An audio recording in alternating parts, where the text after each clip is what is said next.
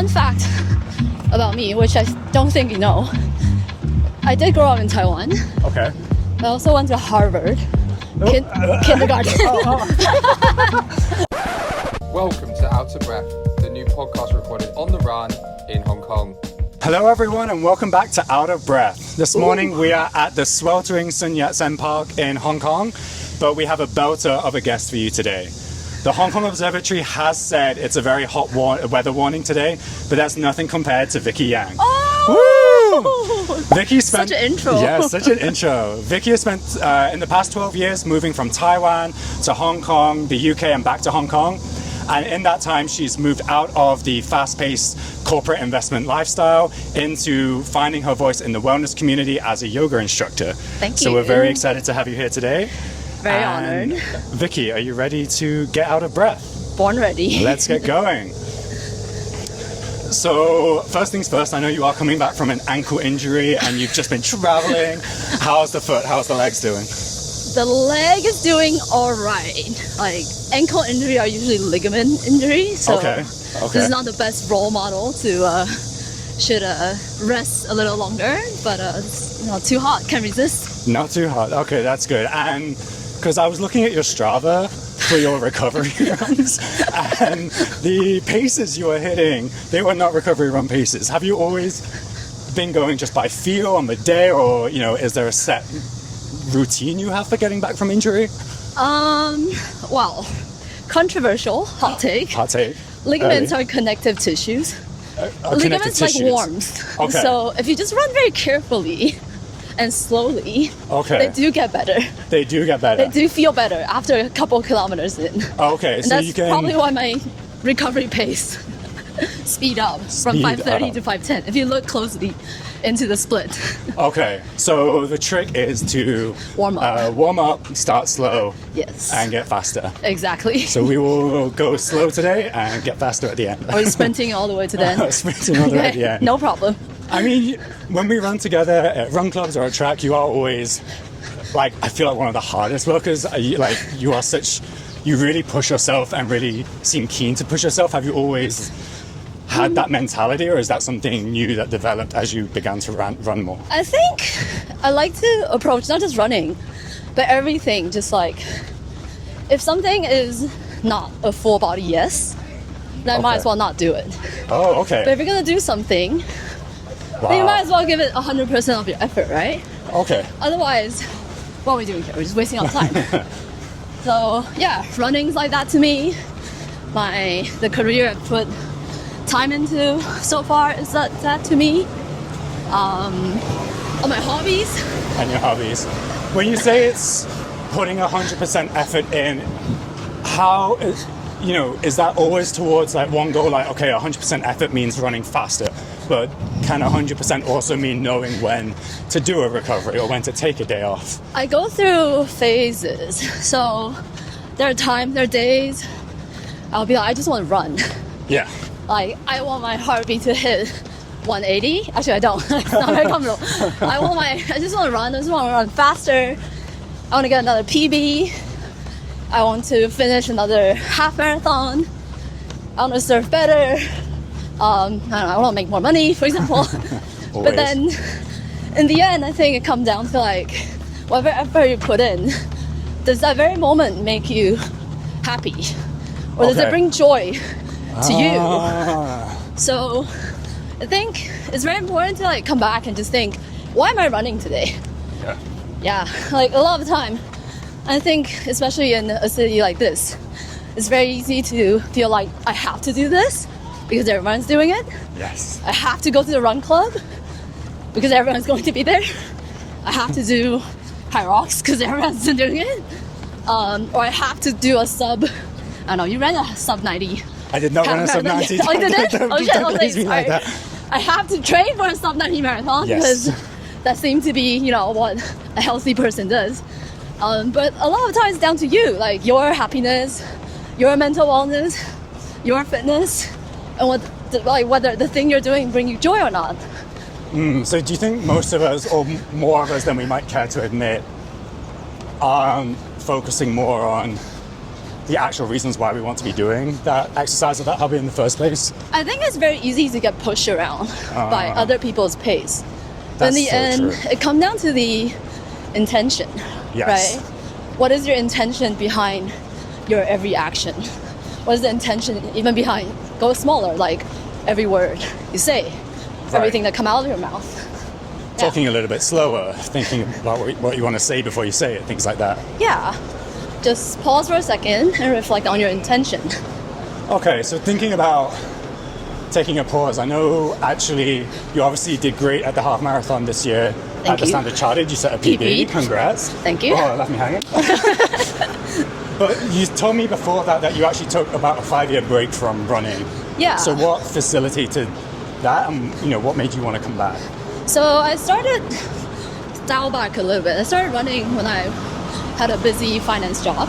Okay. Like workout were crazy and kind of just need an outlet. So I did half marathons, I did full marathons, I even did half Ironman. Just loads of like cardio endurance training. After the half Iron, my knee just wasn't having it. Okay. Just I'll be okay and it hurts. I couldn't find the reason. Reflecting back, I probably wasn't training properly. Okay. I wasn't doing enough resistance training. I wasn't eating properly. Everything was just not right. I was just running and cycling and swimming with my youth, not technique. Okay. Yeah. Just going hard and... Yeah. So my knee just wasn't having it. I took a pause for like 5 years. But during that 5 year, I wasn't thinking about coming back. I wasn't thinking about doing anything. I was just exploring like other things in the fitness world. So I started surfing a lot. Okay. I spent a lot of time in yoga. Oh my god, I'm your biggest fan. That's Ella from Instagram. I started like doing a lot of yoga. Okay.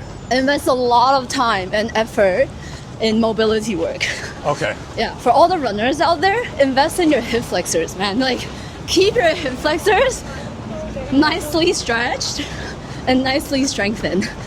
And work on all the single leg workout. Like, whatever you do in the gym, make it a single leg version.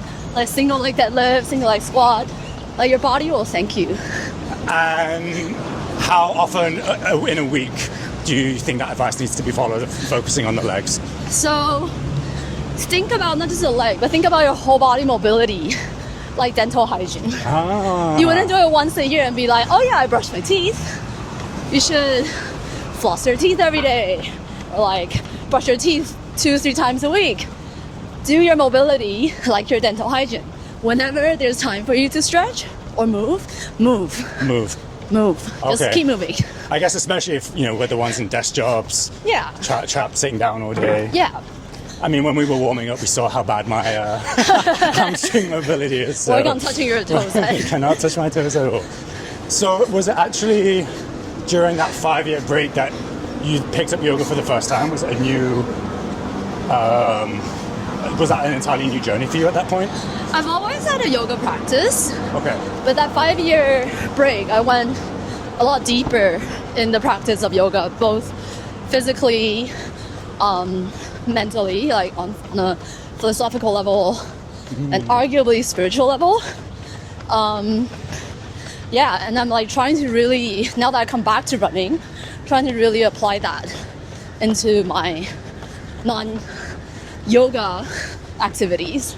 And how does, what is transferable from the yogic lifestyle or lessons that you can bring into running? Minimalism being one. It's not always about getting more gear. It's not always about, getting another pair of run shoes. You just need your legs and run. So kind of taking it back down just to the basics, like you were saying earlier, right? Keeping like, why things are you going for that simple. Run? Right. Yeah, you just need a pair of shoes, or sunglasses, maybe a hat. That's it. Like, Just get out and run, really. Exactly, Isn't it? start moving.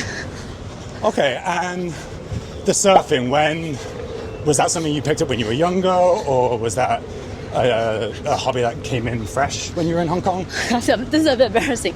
I've always, I grew up swimming, so I'm pretty good at that. And then this also happened during the time when I was working in finance. Just like, I need to cool hobby. A cool I hobby. need a cool hobby. Cool hobby. The intention in the beginning was I just want to look cool. Wasn't more cool than a girl surfing. I That's know. surprising. I know. That's not It's what that I would boring. have described to like you. But- That's why you take. But once you get in the water, first you realize how hard surfing actually is. Yes. The paddle, oh my god, I thought I was fit. I was not. But then, when you got your first wave, and then that's when you realize, this is all I need. Okay. A board, myself, Mother Nature, everything else is extra. In terms of, are you self-taught then, or do you have to get surfing coaches, or have you actually learned to surf? Yeah, I had many teachers along the way. It's such a challenging sport. I'm still learning. But it's also a good complement to all the other sports. Yes. So surfing is a very posterior side, backside strengthening exercise. You're paddling a lot. Also, versus other sports, usually we're engaging to the front side of the body more. So all in all, it's a good balance. Okay. Yeah. That's interesting. I think I'm so used to you having these interesting wisdom as to the mental, spiritual side of exercise. When you said surf's complementary, I was expecting you to say mentality wise. Also that. Also that? Okay. For hours in the water, first you're not connected to your phone, so no screen time. Great. Second, you're so busy just fucking staying alive. Yeah. Because you're getting wiped out from time to time. So you're hyper focused. And I think every time I come out of the water, even if the surf didn't go well, no one will ever be like, oh, I wish I didn't go in. Yeah. Yeah. Similar as I feel like most people when they come finish their run, right? No Yeah. one really feels bad after having No gone one for the will ever run. say, oh, I wish I didn't go for that run today. Yeah. Yeah. That's so interesting. And have you ever had a really bad wipeout? Has there ever been have you been really humbled on the Many. surfboard? Getting a wipeout is one of the worst feeling on planet Earth. You get pushed down deep, and not just that, tumble around like a washing machine. So this is where you really need to figure out how to breathe properly, Okay. and then overcome your fear. For a good 30-second under the water feels like an hour. Whoa. And that's when you feel oh, I'm gonna be out of breath. Exactly. Out of breath? Yeah, but then when you finally resurface, you're okay, the water is calm again, next wave is coming, here we go. Every Yeah. wave is different, so you have to approach it differently. Nice. And that's such a lesson you can kind of take to Everywhere. everything, right? Yeah, apply to everything. Every wave is going to be different. Every wave is going to be different. There's always going to be another wave, and you're gonna just deal with it differently, so just be present. I love that. And kind of speaking to the present side of things, I remember vividly after you did your PB at the half marathon, you did a Substack or an Instagram post where you were talking about how you were feeling, having hit your goal and objective and what's next. I was wondering if you wanted to chat about I went that a through bit. such an emotional roller coaster before and after the Central Half last year. So that was my second race coming back after Yes. a 5-year break. Yes. Plan everything around it, eat properly, quit drinking for Wow. a little bit. A little bit. not that long, a little bit. Enough. Yeah, enough. I had put a lot of effort into training. I had a lot of good friends, you being one of them, running with me, pacing me. So for a couple months, my whole life was just centered around that single event. Yes. And then you run, which 1 hour and a little bit more than 30 minutes. And then you're done, and then you're PB. But then boom, all of a sudden, this is actually a very famous thing people go through, runner's blue. What's Yes. next? What's next? Yeah, what's next? What do I do now? And then that's when I really take a step back. I could easily just sign up for another race and be next PB, here I go, right? But then I kind of wanted to just take a step back and just coming back to the intention of why am I Right. running? Do I like running, or do I actually enjoy racing? Because that's two very That's different two things. very different things. Very different things. Do you think having the yoga experience and the teacher mindset at that point made it easier to step back? Because I feel like if you're very results driven and you're chasing after that dopamine high, as a runner, it's very easy to just go, okay, next race. But you kind of had the restraint, I guess. I think knowing how to like sit myself down and just walk myself through that thought process and calm myself down and be like, okay, figure out what you actually like, what I actually don't like.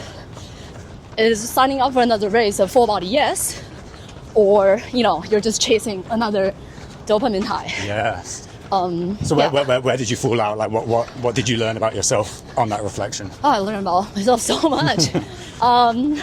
Like my intention or reason to run changed so many times through the training period, during the run, and even after finishing the run.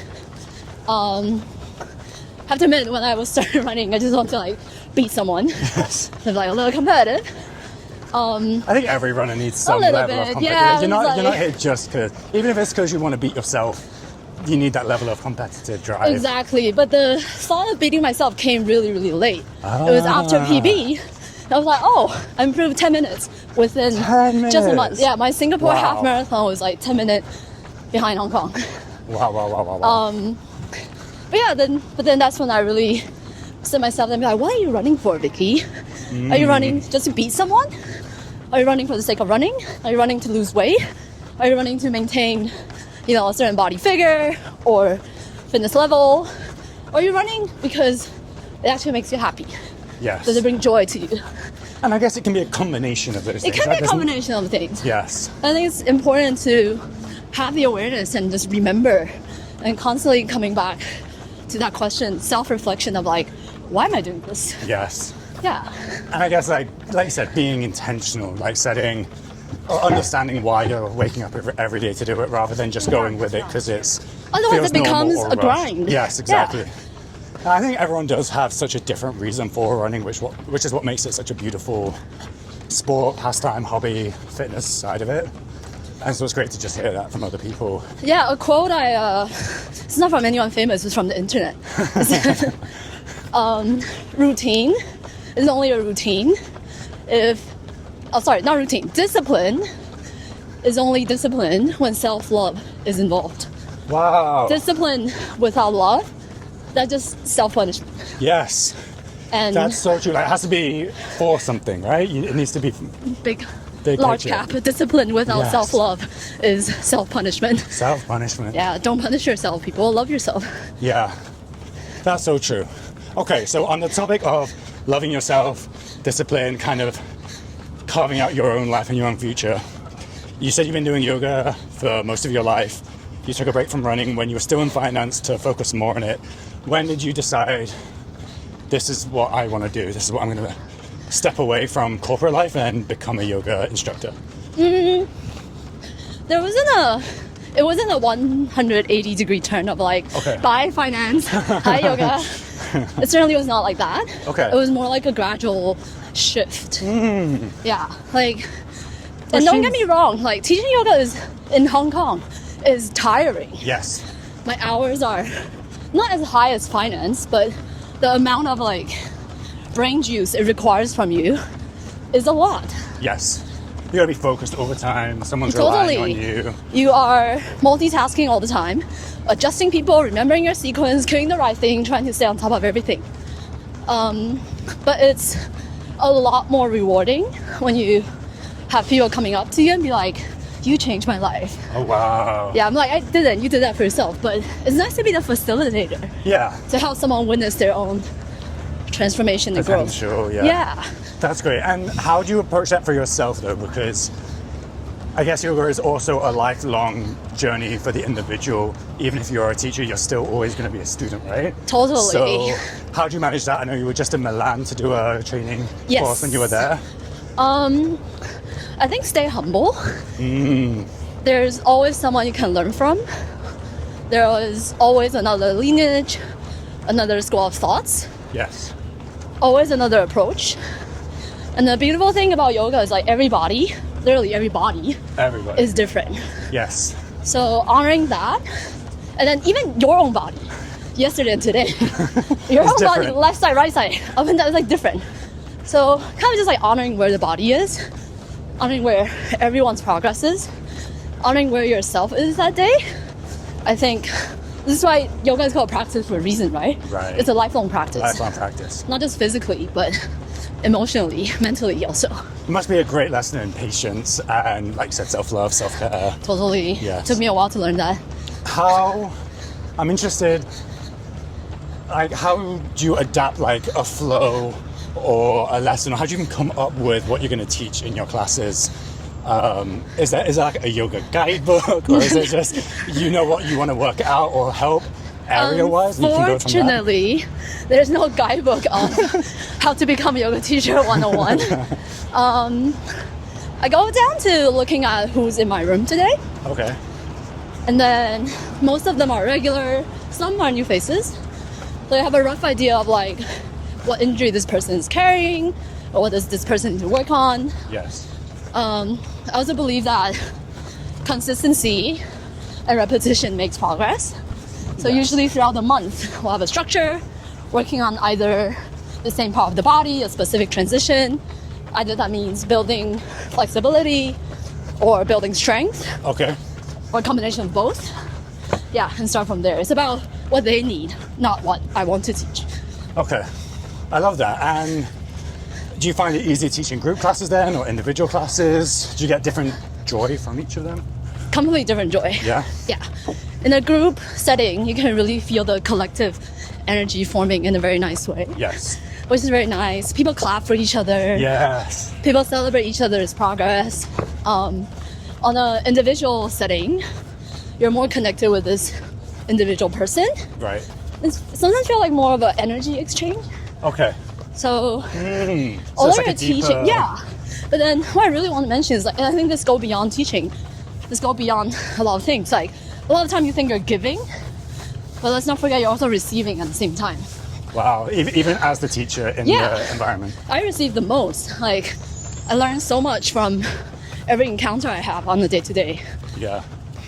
That's really cool. And okay, so as someone who is the most inflexible person in any room he walks into, yoga's always been in the back of my mind, being like, oh, if you just do it, you'll get better. I don't doubt I will, but it's intimidating. I try home yoga flows online, and I cannot do the simplest of movements, so you get disheartened. So do you have any advice to me, but I mean, I guess anyone who maybe is intimidated or nervous to try yoga, and like, where's the best entry point? A lot of people that come to me and tell me like, hey, I'm so inflexible.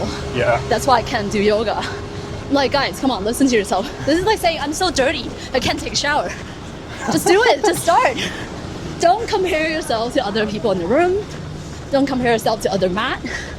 All you need to focus on is your own mat, your own body, your own practice. Okay. So just show up, try. Yeah. Just start from somewhere. You never know if you never start. Yeah, I guess if you don't try, you're not going to get better anyway. Exactly. So- Just like running. Yeah, okay, so one thing I did want to ask you about, if I recall correctly, a lot of your family back in Taiwan have healthcare professions. They're doctors, Yes. dentists. You went into finance. Were you the only one in your family who went into finance? Ironically, no one in my family ended up in the medical field. Okay. My dad is very disappointed, but now has come to term. Okay. Finance is something he can comprehend. Yes. Yoga is something he's still working on to wrap his head interesting. around. Yeah. So I would have thought yoga was almost more adjacent to the health side of things, because obviously it's in wellness. Yeah, but he is starting to see Okay. how his mother family has an impact on me. Okay. Like the anatomy thing came fairly natural to me because we talk about that all the time on the dinner table. Yes. The bookshelf is just full of human body pictures. Yeah. Yeah. So I guess I was doomed to be a yoga teacher. I was off to a good start. Yeah, I was going to say, you Yeah. got such a good foundation, and I know. I think hearing you speak, you realize how much of a holistic practice it is as well. Like, all the muscles are connected, it's connected to your brain. I think I was already doing yoga without knowing I was doing yoga. Okay, so taking a step back, why Yeah. did you decide to leave finance? So my role back in the finance industry is I was a fixed income sales, whatever that means to you, working on the trading floor. Okay. people don't do this anymore, but back then that was like a lot of shouting on numbers, on amount of money. People just yell over each other's head. Nowadays it's all electronic trading. Back then it was a lot of yelling. Everything happened in a very fast pace, and you spend 12 hours or more of your day in that environment. And at some point, I just realized I'm becoming a person I didn't want to become.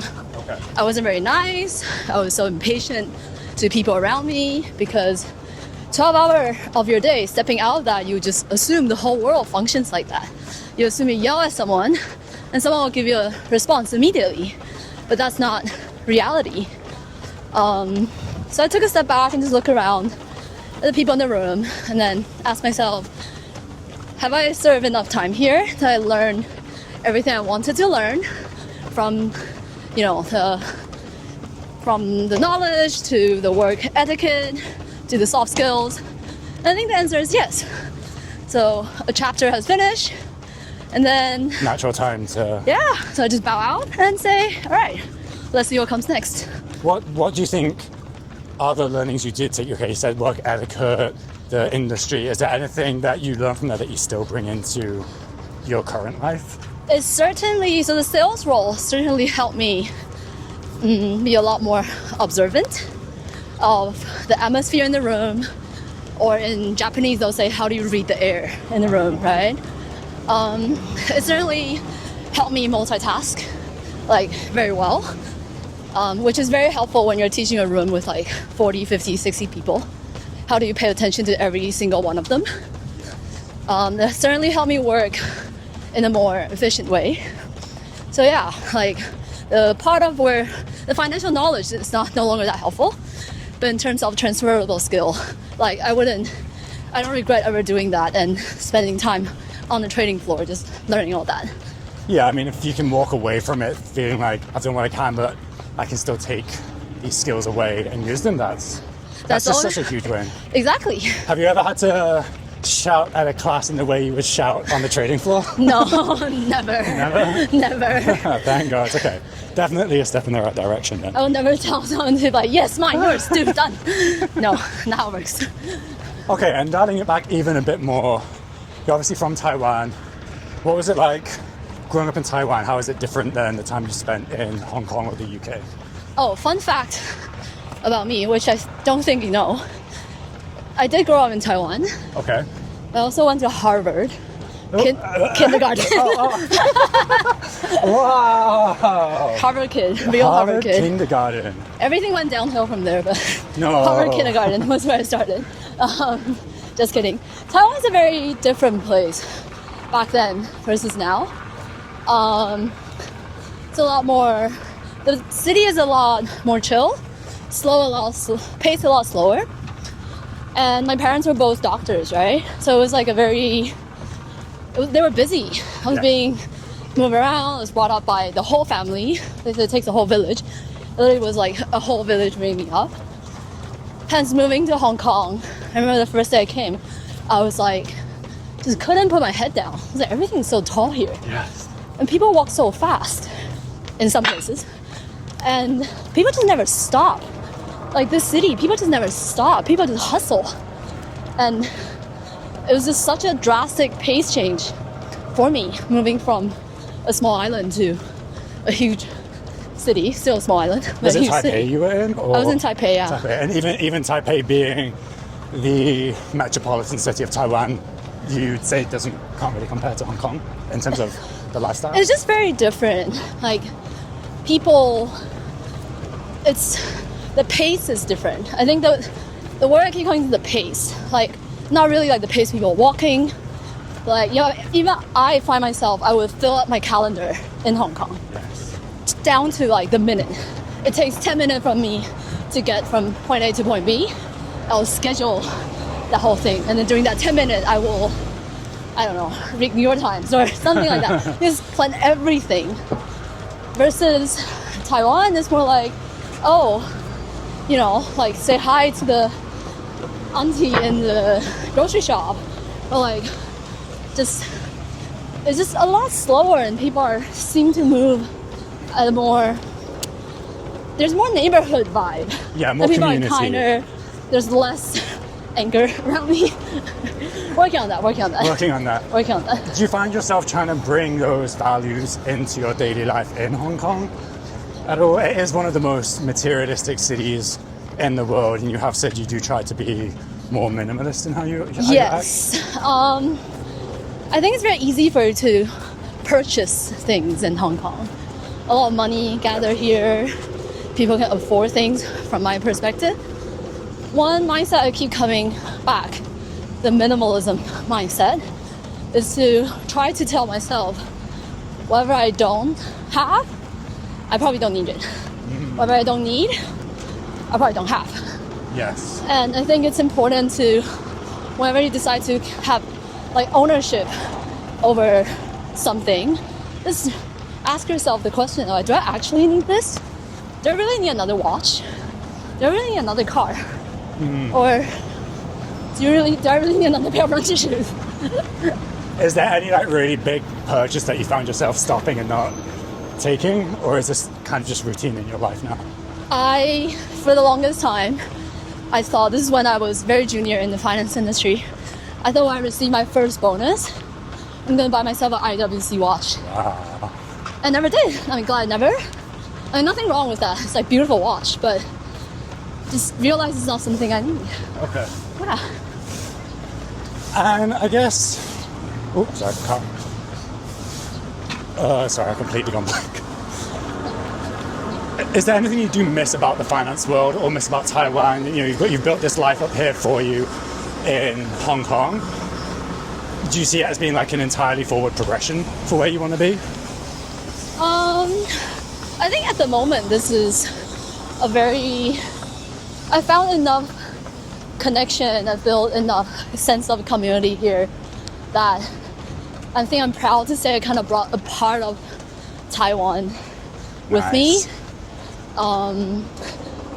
Like comparing to like when I first moved here, I spent a lot more time just exploring the nature scene out there, which is what Taiwan was like to me.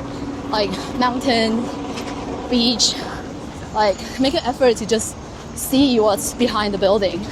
Just get out there. And I think I've made enough friends and connection that also brings a sense of community. It also slows me down, still working on it, but slows me down a little bit. And yeah, just pay attention to the details around you. Do you see yourself staying in Hong Kong long term? Oh, I can't promise that. Can't promise that? Maybe. For now, yes. For now, yes? Yeah. You never know. That's great. No, I asked because, you know, everyone says Hong Kong is a very transient city. People are moving in and moving out.